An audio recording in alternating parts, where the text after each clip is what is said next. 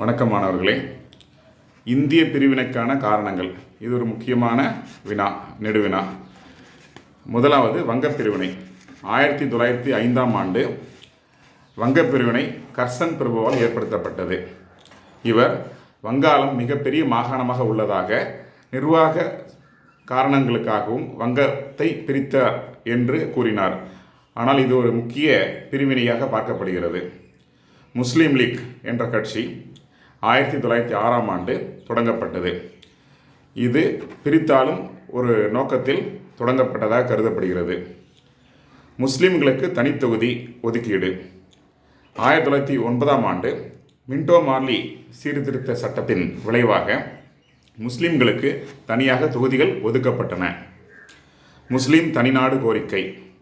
1940ஆம் ஆண்டு லாகூர் காங்கிரஸ் மாநாட்டில் முஸ்லீம்களுக்கு தனிநாடு வேண்டும் என்ற கோரிக்கை ஜின்னா அவர்களால் ஏற்படுத்தப்பட்டது.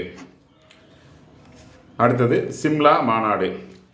1946ஆம் ஆண்டு ஆகஸ்ட் 16ஆம் தேதி இம்மாநாட்டில் இந்து மற்றும் முஸ்லீம் இரு பிரிவினருக்கிடையே மோதல் ஏற்பட்டது.